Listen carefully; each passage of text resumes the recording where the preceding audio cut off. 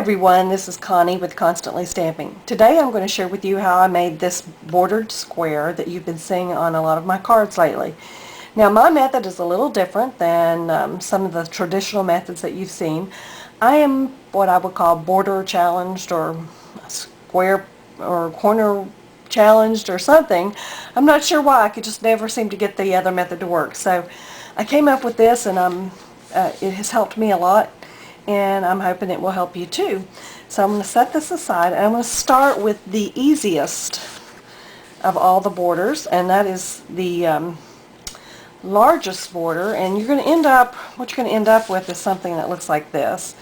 And this is the one that has 6 scallops in the middle with 2 corners. And you need to start with a piece of cardstock that is 3 13/16 inches square. So that's what I'm going to do. I'm going to take my scallop trim corner punch, and you will notice when you put it in, and I like to look at it upside down, not me upside down, but the punch upside down, and I just slide it in there until there's some stops that help you know how far to go. Just, whoops, let me place that in there. There's one. And you don't need to go in any particular order. I've kind of gotten used to doing the opposite corners first, but you could just do the other way. And we're just going to do all 4 corners. That might seem a little odd, but like I said, my method is a little unconventional, but it works for me. And hopefully for you too. So now that I have all 4 corners punched, I'm going to use my border punch, and I'm going to line up, and if you have this cut just right, you just punch, and then you're going to get a perfect side practically every time. Every once in a while you'll mess up, but maybe move something every once in a while, but for the most part, if you try this method, you're going to probably have fairly consistent results. And just one more time.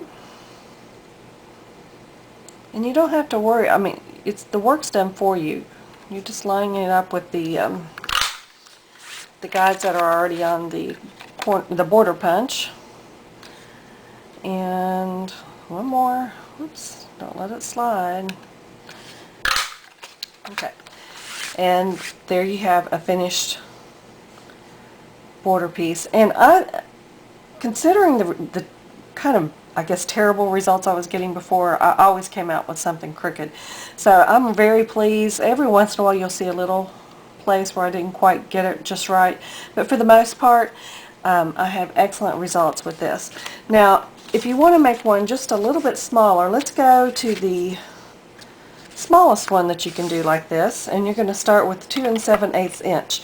Now another thing that's important to know is with your paper cutter, I used a paper cutter that has like this chop blade on it, and I found what I call the sweet spot on my cutter, that if I go to that exact same spot every single time when I cut my cardstock squares, I get consistent results with this method. So your cutter may be off as much as a 1/16 of an inch, or maybe even an 1/8 of an inch.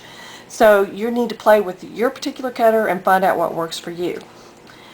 So for this particular square, we're going to do the exact same thing. I'm going to slide that in and punch.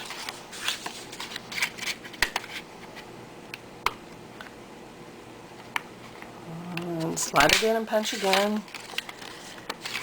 And basically, it's just the same as before. Punch all 4 corners. Okay, now this time it's a little bit different. I flip over my border punch. I slide this all the way in, and then I line up the scallops from underneath. And if you look carefully, you push all the way in, make sure that's all the way in, but then just let up ever so slightly.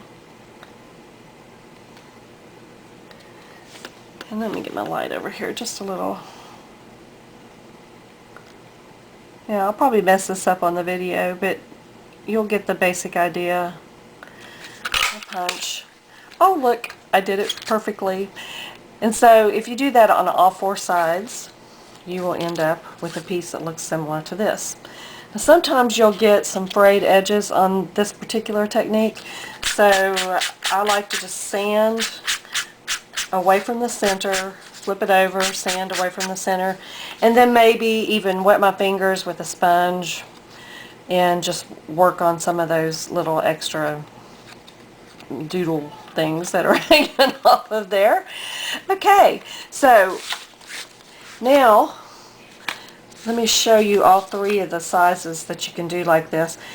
The smallest one you can do is 2 7/8. Now in an earlier video I showed you how to do the 2-inch squares, and let me find that.